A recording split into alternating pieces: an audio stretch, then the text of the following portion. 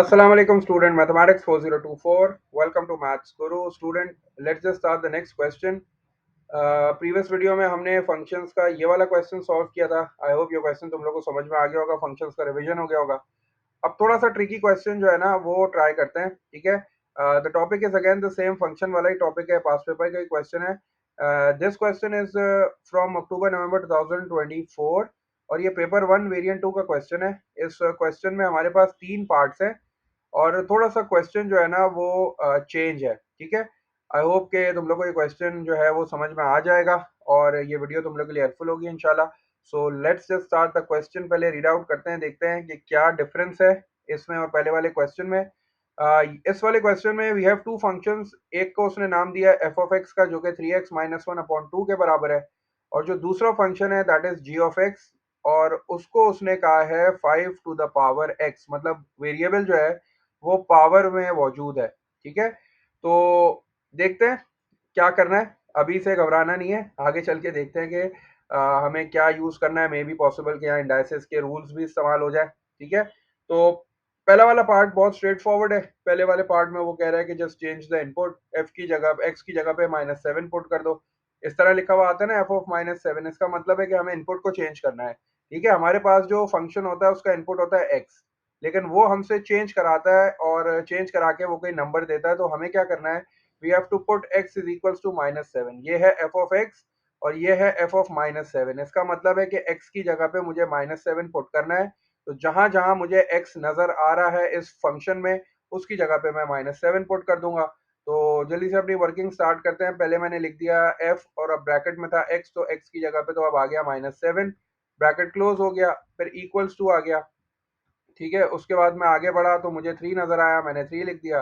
और 3 के बाद अगेन x है तो मैंने ब्रैकेट में उसकी वैल्यू डाल दी जो उसने मुझे बोली थी. x की वैल्यू -7 है, मैंने -7 डाल दी. उसके बाद उसने बोला कि इसमें से -1 करो और होल को डिवाइड बाय 2 करो, ठीक है. अब जल्दी से मल्टीप्लिकेशन कर लेते हैं, देखते हैं क्या आ रहा है मल्टीप्लिकेशन में. हमारे पास 3 टाइम्स 7 इज 21, तो ये हो जाएगा -21.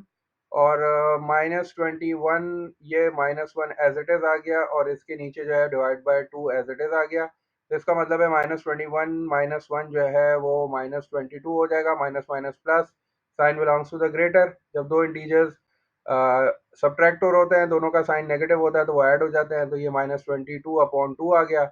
इसका मतलब है कि ये डिवाइड हो जाएगा. 2 के टेबल में 22 आता है 11, तो 2 11 are 22. तो मेरे पास जो आंसर आ गया that is coming out as -11.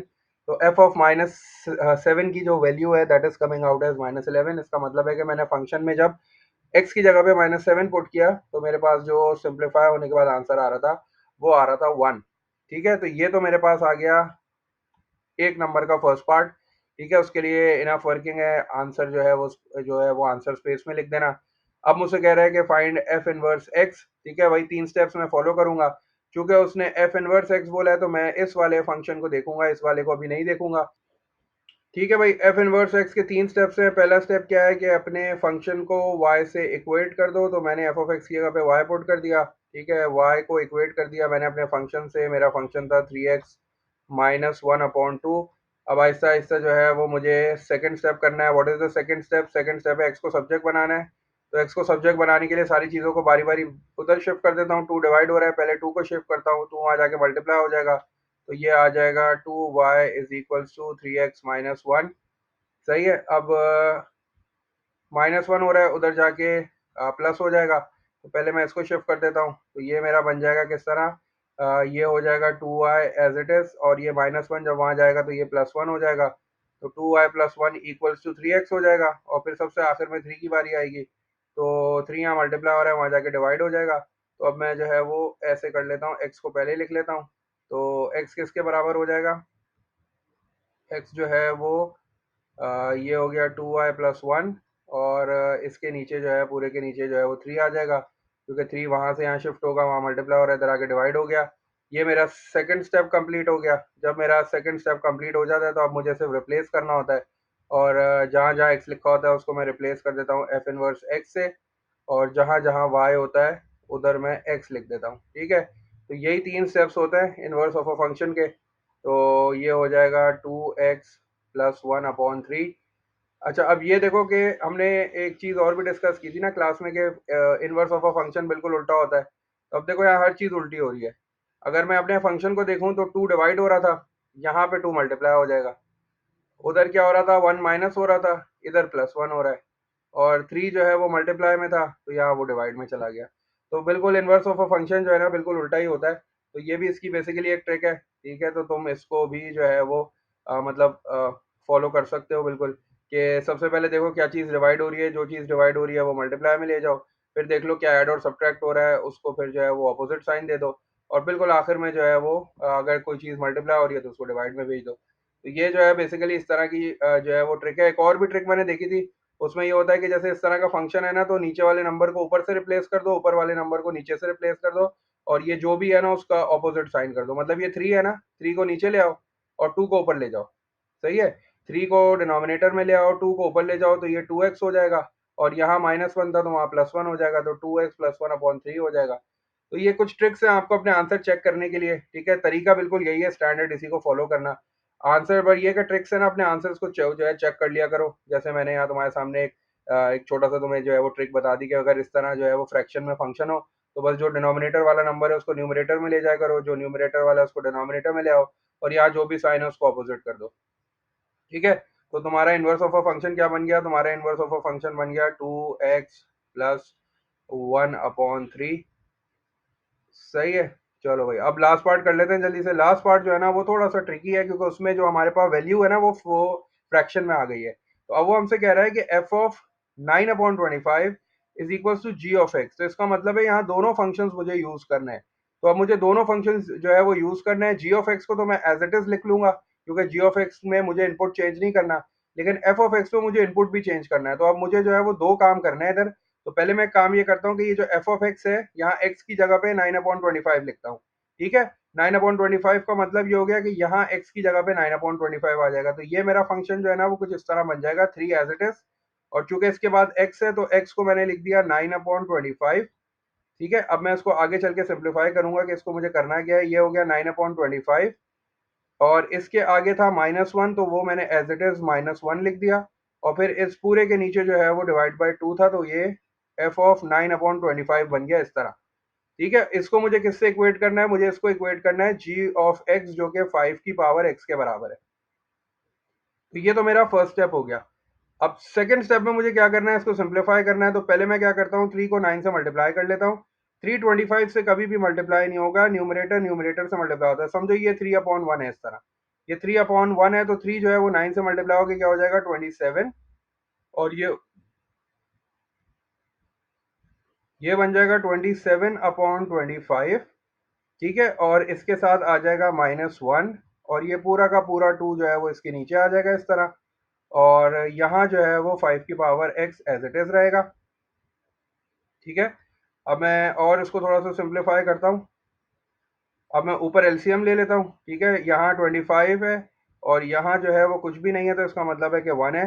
तो 25 और 1 का एलसीएम क्या हो जाएगा, 25 हो जाएगा। तो मैंने इसको 25 लिख दिया नीचे। ठीक है? ये हो गया 25। और ऊपर अगर मैं करूँ तो ये हो जाएगा 27 एज इट इज आ जाएगा। और इसको भी मुझे 25 से मल्टीप्लाई कराना पड़ेगा, इसको भी 25 से, तो ये हो जाएगा 27 - 25। और जो नीचे वाला डिवाइड बाय 2 था ना, उसको मैं यहाँ पे लिख रहा हूँ इस तरह। ठीक है? ताकि मुझे अपनी वर्किंग आसान हो जाए। थोड़ी सी स्पेस कम है, तो मैं स्टेप्स जो है ना वो डायरेक्ट डायरेक्ट कर लेता हूँ। तो मैंने क्या किया, ये जो नीचे वाला डिवाइड था ना, मैंने उसको यहाँ पे लिख लिया डिवाइड बाय 2। ठीक है? और यहाँ फिर मैंने एज इट इज लिख लिया, क्या था मेरे पास, 5 की पावर एक्स था। और अब मैं इसको देखता हूँ ये क्या हो रहा है, 27 ये हो जाएगा 2/25। ये हो जाएगा 2/25। और ये डिवाइड के साइन को जो है ना मैं मल्टीप्लाई में चेंज कर रहा हूँ, और ये 2 जो है फिर 1/2 हो जाएगा। ऐसे ही है ना? ये 2 जो है वो 1/2 हो जाएगा। और ये जो है 5 की पावर x में एज इट इज लिख देता हूँ इधर। ये 2 से 2 जो है ना वो अब मेरे पास कैंसिल आउट हो जाएगा, और ये बच जाएगा 1/25। तो ये हो जाएगा मेरे पास इस तरह, 1/25 इज इक्वल्स टू 5 की पावर x। ठीक है? तो अब मुझे क्या करना है, यहाँ याद करो वो मेरे पास जो थी एक्सपोनेंशियल इक्वेशंस नहीं होती थी जो मैंने इंडाइसिस में सीखी थी। अब मुझे यहाँ भी जो है ना वो 5 बनाना है। तो मैं क्या इसको इस तरह लिख सकता हूँ, 1/5 स्क्वायर। अगर मैं इसको 1/5 लिख सकता हूँ तो देखो दोनों साइडों पे 5 बनता हुआ नजर आ रहा है, उधर भी 5 है बेस में और यहाँ भी मुझे 5 नजर आ रहा है, लेकिन यहाँ 5 डिनोमिनेटर में वहाँ न्यूमरेटर में है। तो मैं क्या इस 5 को ऊपर की तरफ शिफ्ट कर सकता हूँ? हाँ, इंडाइसिस का रूल कहता है बिल्कुल कर सकते हो, पावर नेगेटिव हो जाएगी। तो अब देखो यहाँ भी जो है वो 5 की जो है वो बेस मैंने बनाने में कामयाब हो गया हूँ, उधर भी 5 की बेस है। तो जब दोनों साइडों पे बेसेस सेम है, यहाँ भी 5 है यहाँ भी 5 है, बीच में इक्वल्स टू है, इसका मतलब है कि भाई x की वैल्यू क्या आ जाएगी? मेरे पास x की वैल्यू जो है that is coming out as -2, जो कि मुझे फाइंड आउट करनी थी। ये जो है ना 3 मार्क का क्वेश्चन है, ये थोड़ा सा बड़ा क्वेश्चन है। देखो मैं तुम्हें इसके मार्क्स दिखाता हूँ। ये जो है ना ये 3 मार्क का क्वेश्चन है, तो x की वैल्यू जो है वो हमारे पास -2 आ रही है। यहाँ देखो इंडाइसिस का भी जो है वो एक्सपोनेंशियल इक्वेशंस वाला कॉन्सेप्ट नहीं था, जिसमें हमें बेस सेम करनी होती है दोनों साइडों पे। तो ये था क्वेश्चन फंक्शंस का। ठीक है, थोड़ा सा चेंज था, मैंने कहा कि तुम लोग के साथ सॉल्यूशन इसका शेयर करता हूँ लाजमी।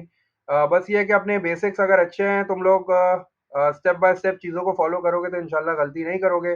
चीज़ें डायरेक्ट करने की कोशिश करोगे तो फिर जो है ना वो गलती का चांस बिल्कुल बनता है। बाकी है कि इस तरह के और भी क्वेश्चंस अगर मुझे मिलते हैं तो मैं ज़रूर तुम लोग के साथ उसका सॉल्यूशन शेयर करूँगा। अगर ये क्वेश्चन स्टिल अनक्लियर है तो मुझे बताना कमेंट बॉक्स में, इंशाल्लाह मैं तुम्हें इसकी दोबारा वीडियो बना के इसको दोबारा एक्सप्लेन कर दूंगा। ठीक है, बाकी तुम लोग के पास कोई क्वेश्चंस हो तो लाजमी मुझे भेज दिया करो, ताकि ये कि वो मैं तुम लोग के साथ शेयर कर लूँ। अंटिल देन टेक केयर, अल्लाह हाफिज़।